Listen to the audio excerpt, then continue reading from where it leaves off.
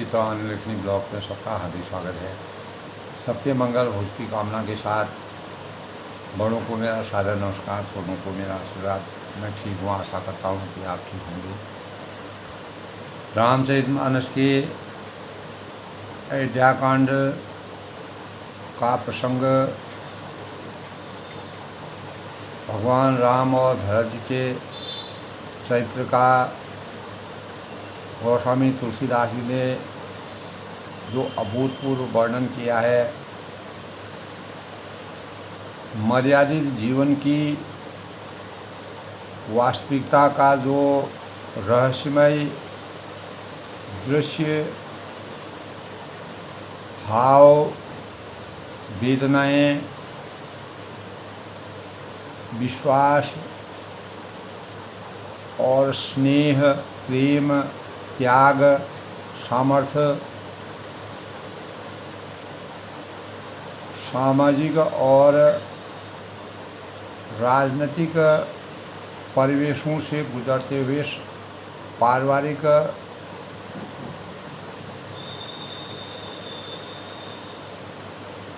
विषयों का किस प्रकार से हल खोजा जाता है, नीति और मर्यादा को कैसे हमें अपने जीवन में चरितार्थ करना चाहिए, उन बातों का तुलसीदास जी ने बड़ा ही मार्मिक वर्णन किया है।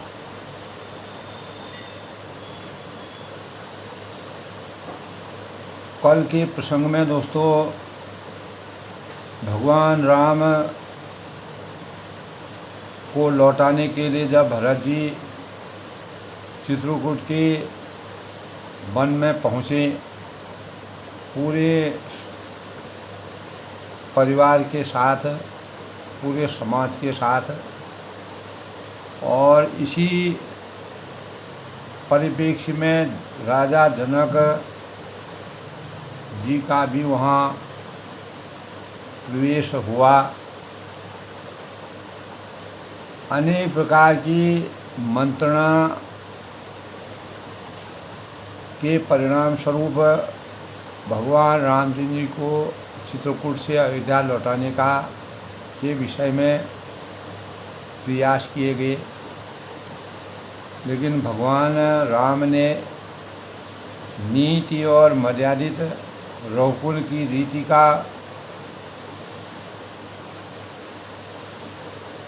सारमय वर्णन करते हुए भाई भरत को किस प्रकार से उनके हृदय को परिवर्तित किया।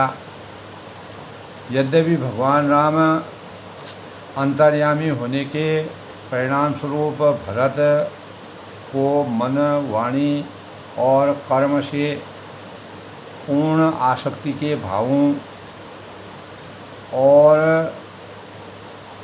वास्तविक प्रेम की पराकाष्ठा के परिपूर्ण व्यक्तित्व की परख का मानक मानते हैं। इसीलिए भगवान रामचंद्र जी ने चित्रकूट के वन में आने से पहले भरत जी के सुंदर और सुशील मर्यादित जीवन की चर्चा करके सबके मन को अभिभूत किया था कि इस जगत में भरत जैसा भाई न हुआ है, न है, न भविष्य में होगा। तो भरत जी और भगवान राम जी के चरित्र से, रामचरितमानस के मानवीय चरित्रों को उजागर करने वाले, मानव चेतना को जगाने के वाले और मानवता के भावों का जो रहस्यमय वर्णन तुलसीदास जी ने इन दो पात्रों के चरित्रों से किया है, वो वास्तव में तुलसीदास जी का अपार ज्ञान और शील स्वभाव का स्वरूप है। जब भरत भगवान रामचंद्र जी के संकल्पित जीवन से पूर्ण रूप से आसक्त हो गए, तब उन्होंने चित्रकूट के समस्त नर नारी, ऋषियों मुनियों, वहाँ के पशु पक्षी, वन्य जीव और प्राकृतिक सौंदर्य का जो वास्तविक ज्ञान करने की आज्ञा भगवान राम जी से प्राप्त की, और सारे चित्रकूट की परिक्रमा करके उन्होंने अपने मन स्थिति को कैसे प्रभुमय बना करके अयोध्या को लौटने का मन बनाया। तो अयोध्या को लौटने से पहले भगवान रामचंद्र जी ने 14 वर्ष तक, जब तक भगवान राम अपना संकल्प पूर्ण करके 14 वर्ष की अवधि के पश्चात अयोध्या लौटेंगे, तब तक उनके द्वारा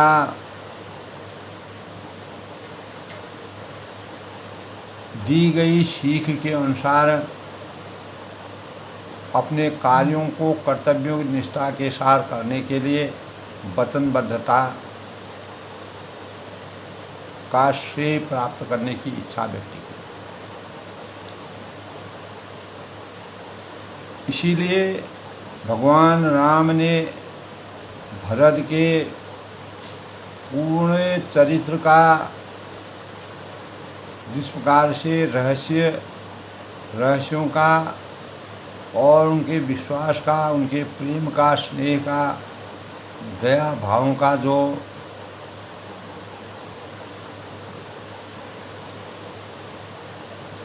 रहस्य का वर्णन किया है, वह वास्तव में प्रेरणादायक है।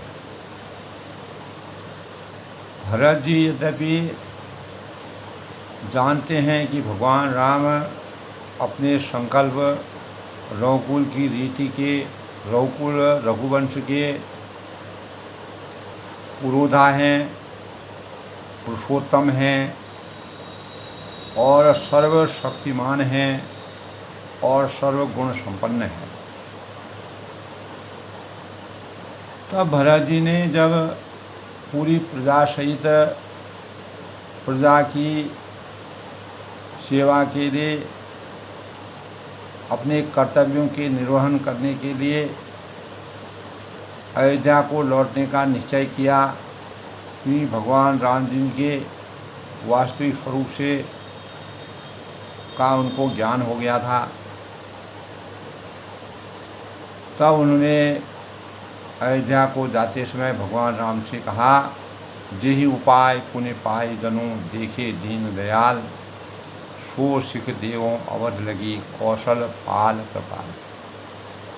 यानी हे दीन दयाल भगवान राम सच्चिदानंद पुरुषोत्तम, जिस उपाय से यह आपका जो सेवक है, सेवक अपने हाथों से, पैरों से और अपने आँखों से स्वामी की सेवा करता है, और जो स्वामी होते हैं वह अपने मुखार बिंदु से मधुरमय वचन कहते हुए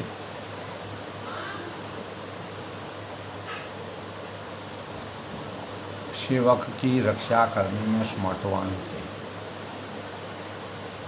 तो हे दीन दयाल, जिस उपाय से यह दास फिर चरणों का दर्शन करे, आपके वास्तविक स्वरूप का दर्शन करने में समर्थवान हो, हे कौशलाधीश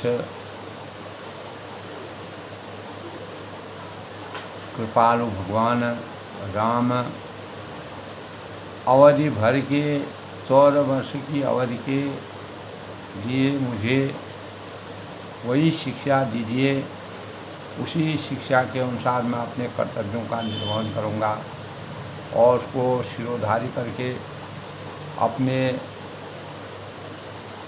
प्रजा की सेवा करने में मैं समर्थ होऊंगा।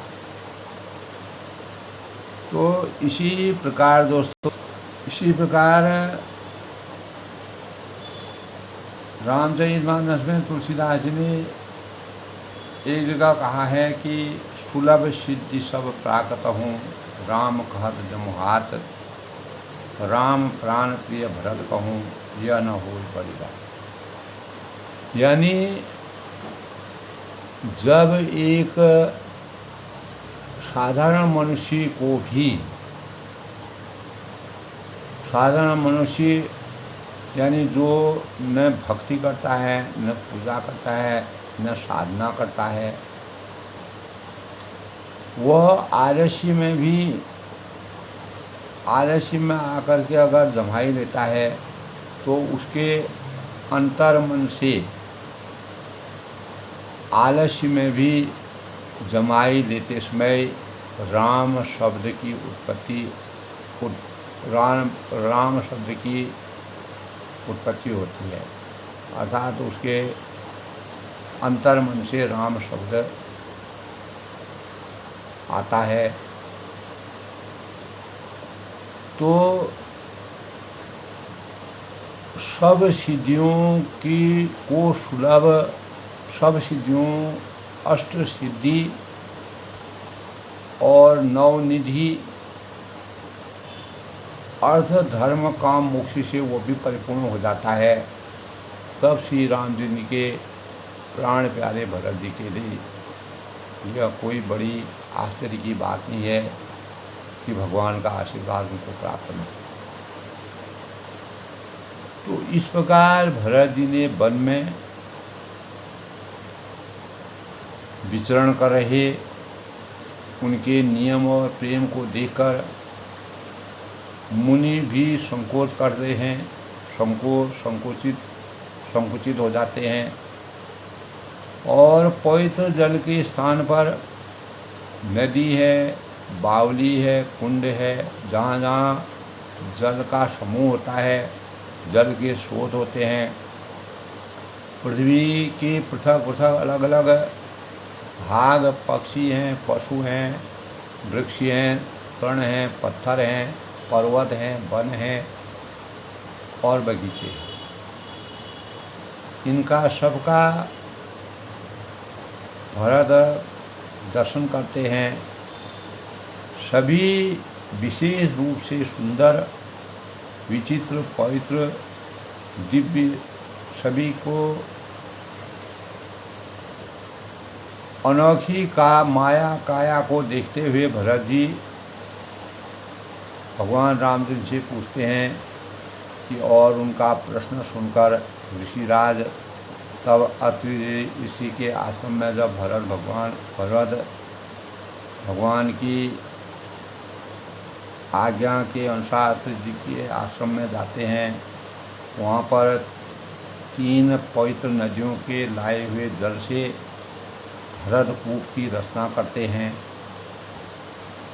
तो अत्रि जी भी इस सुख से भगवान राम और भरत जी के वास्तविक चरित्र का वर्णन और उनके वास्तविक प्रेम को देख करके मन ही मन बहुत ही प्रसन्न होते हैं और नाम गुण और पुण्य प्रभाव को, उनके नाम गुण और पुण्य प्रभाव का वर्णन करते हैं, उनके रहस्यों का ध्यान करते हैं, मनन करते हैं, चिंतन करते हैं। तो भरत जी कहीं स्नान करते हैं, पूरे चित्रकूट के वन में अत्रि मुनि जी के आश्रम के चारों ओर के दृश्य को देख करके भरत जी किस प्रकार से वहाँ के प्राकृतिक सौंदर्य का आनंद लेते हैं। तो कहीं वह स्नान करते हैं, कहीं भगवान रामचंद्र जी के आश्रय को देख करके वहाँ पर प्रणाम करते हैं और कहीं मनोहर स्थानों के दर्शन करते हैं और कहीं मुनि अतिथि जी की आज्ञा पाकर बैठकर सीता सहित श्री राम लक्ष्मण दोनों भाइयों का स्मरण करते हैं, ध्यान करते हैं कि भगवान राम जो है और लक्ष्मण सीता जी इसी चित्रकूट के चारों ओर भ्रमण करते हैं। तो भरत जी के स्वभाव, प्रेम, सुंदर सेवा भाव को देखकर सुनकर वन देवता जो हैं, वन के देवी देवता जो हैं, वह भी आनंदित होते हैं, उनके साक्षात दर्शन करते हैं और उनको आशीर्वाद देते हैं। तभी कहा है देख स्वभाव सुने सुबेशा, दे आशीष मुदित मन देवा वन देवा। फिर ही गए जिन पहर अड़ाई, प्रभु पद कमल दिलो कहीं आई। और यूं घूम फिर कर विचरण कर 2.5 पहर दिन बीतने पर लौट पड़ते हैं और आकर प्रभु श्री रामचंद्र जी के चरण कमलों का दर्शन करते हैं, उनके साक्षात दर्शनों का अनावरण करते हैं। तो भरत जी के ने 5 दिन में सब तीर्थ स्थानों के दर्शन कर दिए, सब जगह के दर्शन करके, सब जगह की परिक्रमा करके भगवान विष्णु और महादेव जी, ब्रह्मा विष्णु महेश का अपार उनके स्वरूप को देख करके उनका यश गान मान मर्यादा का गुणगान करते हुए 5वां दिन भी उनका चित्रकूट के वन में पूर्णता के साथ बीत जाता है। तब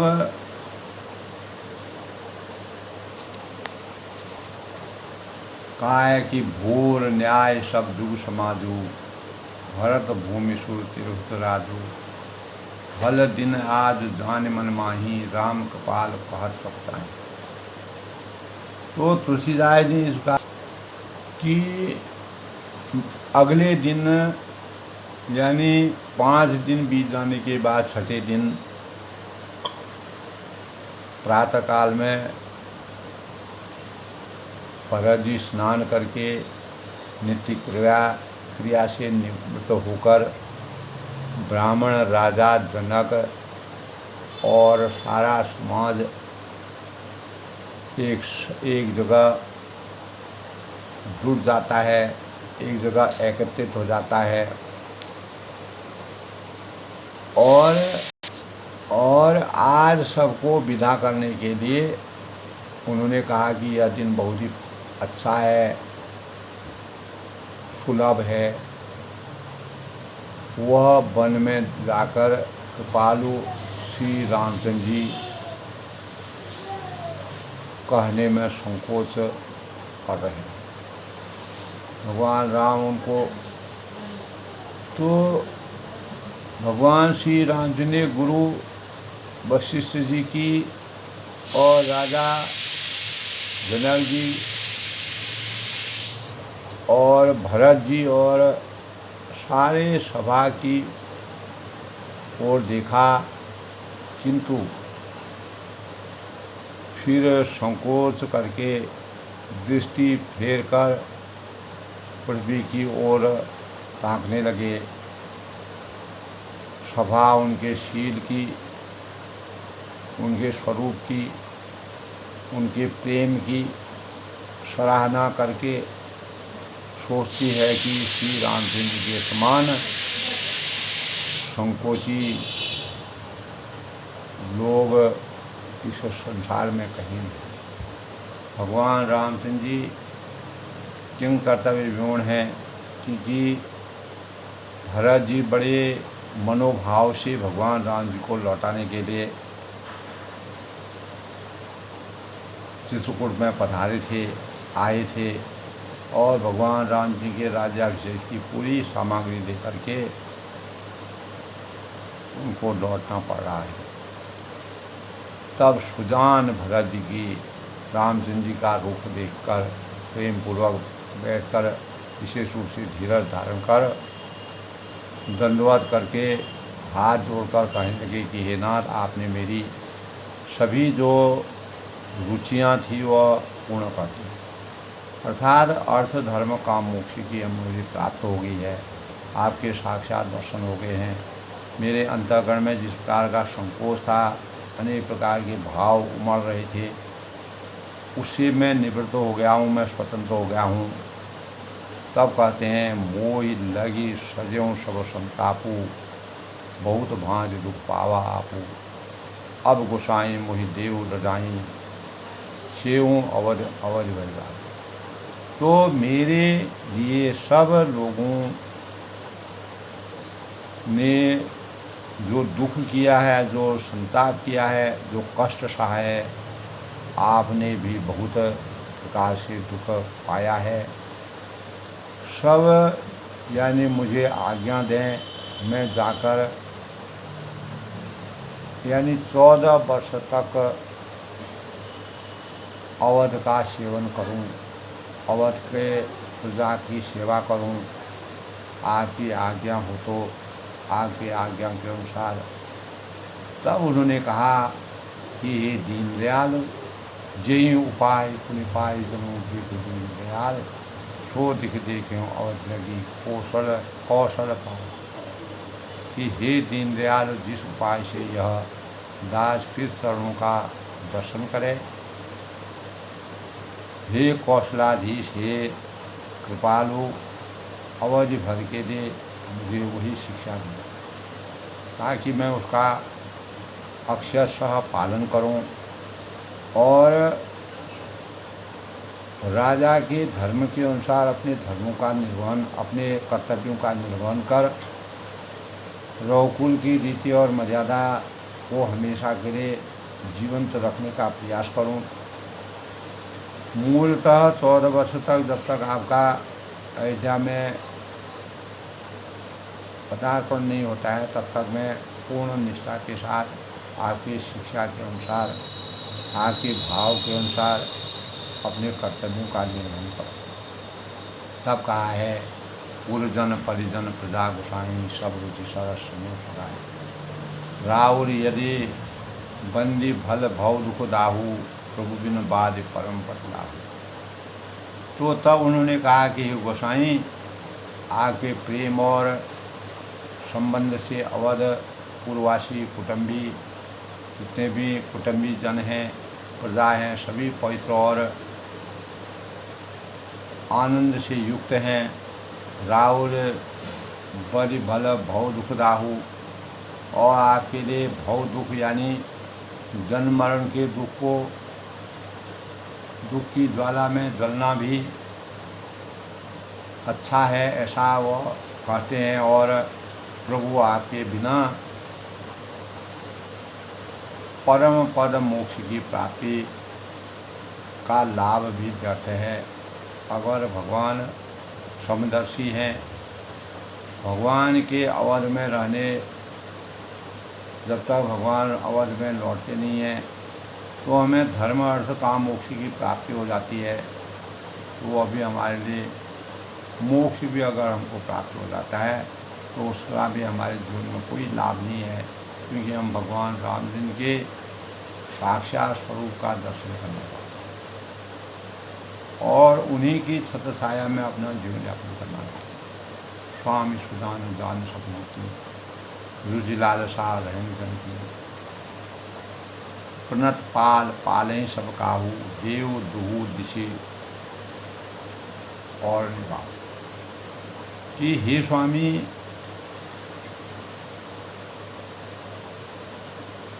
यानी आप सुजान हैं, जान में भी जान डालने वाले हैं, और हृदय की और मुझ जैसे सेवा की मन की रुचि और अंतरात्मा की बात को जानने वाले हैं, अंतर्यामी हैं, और अभिलाषा उत्कंठा और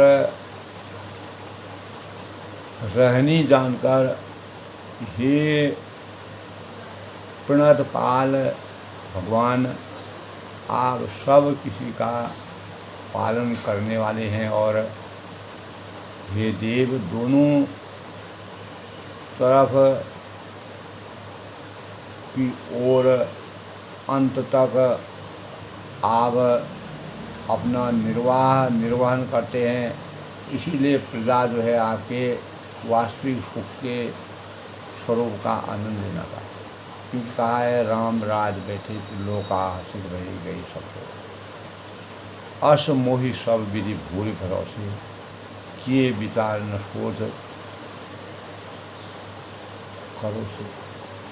मुझे सब प्रकार से ऐसा बहुत बड़ा भरोसा है, आपका आशीर्वाद है, आपकी कृपा दृष्टि है। तो विचार मंथन करने पर यानी तिनके के बराबर जरा सा भी योग्य नहीं रह जाता है, जरा सा भी सोच नहीं रह जाती है। आरती मोर नाथ कर सो, मेरी दीनता और स्वामी का स्नेह दोनों को मिलकर मुझे ज़बरदस्ती ढीठ बना दिया है। यह बड़ दोष दूर फिर स्वामी, हे स्वामी, इस बड़े दोष को दूर करने के लिए, यानी अपने अंदर जो बुराइयां हैं उनको दूर करने के लिए मुझे संकोच त्याग कर तजी संकोच सीखा हूँ अनुगामी। मुझे संकोच यानी मुझ सेवक को शिक्षा दीजिए, ताकि भरत विनय सुनि सबहि प्रशंसी, क्षीर नीर विवरण रति हंसी। तो दूध और जल को अलग अलग करने में, यानी अच्छाई और बुराई को अलग अलग करने में हंसनी की सी गति वाली, हंसनी का जो कार्य होता है, जो दूध और पानी को अलग अलग, जल को अलग अलग कर देती है। तो भरत जी की इस प्रकार की विनती सुनकर उनकी सभी ने भूरी भूरी प्रशंसा की। भगवान के प्रति वास्तविक ज्ञान की प्रेरणा से भरत जी किस प्रकार से अभिभूत हैं, उसका तुलसीदास ने बड़ा ही रहस्यमय वर्णन किया है। भरत जी भगवान राम जी से सीख आते हैं कि कैसे अयोध्या का राज्य किया जाएगा, कैसे अपने चरित्र का और अपने कर्तव्यों का निर्वहन किया जाएगा। दीन बंधु सुन बंधु की वचन दीन सब। तो दीन बंधु भगवान श्री रामचंद्र जी और परम चतुर श्री राम जी के भाई भरत जी के दीन और छल रहित बातों को, भावों को सुनकर देश काल अवसर सहित बोले राम। देश काल और अवसर के अनुकूल वचन भगवान राम वचन बोलते हैं। क्या बोलते हैं? तात तुम्हारी मोर परिजन, तात तुम्हारे मोर परिजन की चिंता गुरु नपई घर बन की, चिंता गुरु ही नपई घर बन की। माथे पर गुरु सुन मिथिलेश, माथे पर गुरु मुनि मिथिलेशु, हमें तुम्हें सपने उन कलेशु। तो भगवान रामचंद्र जी ने भरत जी के आग्रह पर जो सीख देने के लिए कहा, भगवान राम जी ने उनको कहा कि हेता तुम्हारी मेरी परिवार की यानी घर की और वन की मांगें सारी चिंता गुरु वशिष्ठ जी और महाराज जनक जी वो हैं, यानी वो हमसे बड़े हैं, पूज्य हैं। तो हमको तो किसी प्रकार की चिंता करने का कोई भाव ही नहीं है। परमात्मा ने हमारे सिर पर उनको रखा है, माथे पर गुरु मुनि मिथिलेश, और हमारे सिर पर सब गुरु जी और मुनि विश्वामित्र और मिथिला नरेश जनक जी का की छत्र छाया है। हमें तुम्हें सपने न सपने, इसीलिए तब हमें और तुम्हें स्वप्न में भी किसी प्रकार के क्लेश करने की, संताप करने की, दुख करने की और पछताने की आवश्यकता नहीं, क्योंकि भगवान ने हमारे सर के ऊपर इस प्रकार के स्वरूपों को रखा है जो सर्वगुण संपन्न है, जो ज्ञानी हैं और तीनों लोगों की जानने वाले हैं। मोर तुम्हारा परम पुरुषार्थ, मेरा और तुम्हारा तो परम पुरुषार्थ, स्वार्थ सुयश धर्म, स्वार्थ सुयश धर्म, परमार्थ स्वार्थ है, सुंदर यश है, धर्म है और परमार्थ है। इसी में है कि हम दोनों भाई पिताजी की आज्ञा का पालन करें। उसी में हम दोनों की भलाई है। उसी में रघुकुल की नींव की, वही रघुकुल की नींव के पत्थर हैं और वही रघुकुल की मर्यादा का सबसे बड़ा स्वरूप है। पितुआय पालें दो भाई, अगर हम दोनों भाई पूर्ण निष्ठा के साथ, मान मर्यादा के साथ, रघुकुल की रीति के अनुसार, मर्यादा के अनुसार अगर पिता के आज्ञा के अनुसार मिलकर के कार्य करेंगे तो लोग वेद फल भोग भला, तो निश्चित ही है कि राजा की भलाई, उनके व्रत की रक्षा करना में ही श्रेयकर है। और लोग तक, अनेकों लोगों तक वेद दोनों में उनकी गाथा का गुणगान गाते हैं। वेद नेति नेति का करके हमारे जीवन को समर्थवान बनाते हैं। गुरु पितुमात स्वामी शिक्षा, गुरु है, पिता है, माता है और स्वामी की शिक्षा।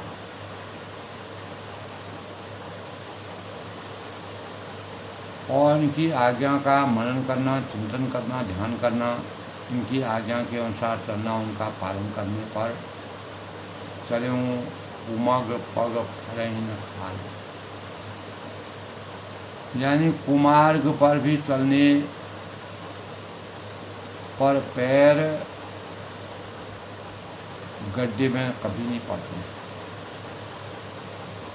अर्थात हम सांसारिक क्लेशों के, जंजालों के भय से हमेशा दूर रहेंगे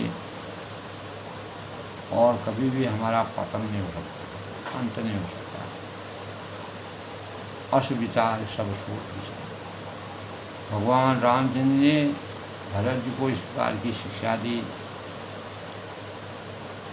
तो उन्होंने कहा कि अश विचार सब सोच विचार, ऐसा सोच कर, ऐसा विचार कर, ऐसा मंथन कर, इन बातों का अपने मन में ध्यान करते हुए पालों अवध भर जाए।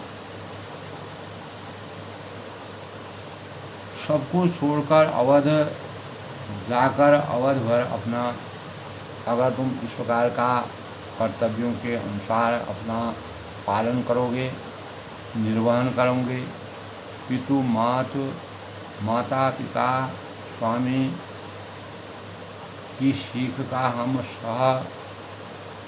सहर्ष हर्ष के साथ अगर पालन करेंगे हमारा अगर हम गलत मार्ग पर भी विकसित करेंगे, जिस मार्ग पर गड्ढा है, वह गड्ढा, उस गड्ढे में हमारा पैर कभी नहीं पड़ सकता है, अर्थात हम कुमार्ग का अनुसरण नहीं कर सकते। और विचार सब छोड़ दिया। इसीलिए अपने अंतःकरण में इस प्रकार की बातों को ध्यान में देते हुए समर्थ और सर्वगुण संपन्न और अपने माता पिता गुरु के वास्तविक स्वरूप का दर्शन करके उन्हीं की प्रेरणा के अनुसार कार्य को फलीभूत करने में हम समर्थवान होंगे। तो तब उन्होंने कहा कि देश कोश परिजन परिवारों गुरु पद हृदय लाग स्वरूभारू, तुम मुनि मात सचिव सुखमानी, बाल हूँ वहू में प्रजा रजवा। तो तब भगवान रामचंद्र ने भरत जी से कहा कि देश जो राष्ट्र होता है और जो उसमें संपत्ति होती है, खजाना, और पूरा परिवार और कुटुंब और पूरा परिवार, सभी लोग आदि सबकी जिम्मेदारी तो गुरु जी की चरण रथ पर, गुरु पद हृदय लाग सर्वा। यानी देश है, देश का खजाना है, कुटुंब है, परिवार है, इनकी जो जिम्मेदारी की रक्षा करना है, यह गुरु के चरणों की सेवा करने से अपने आप ही प्राप्त हो जाती है। तुम मुनि मात सचिव शिवमान, मुनि वशिष्ठ जी माताओं और मंत्रियों की शिक्षा मानकर उनके आज्ञा का पालन करते, उनके अनुसार कार्यों को चरितार्थ करना, उनके कथनानुसार चलना,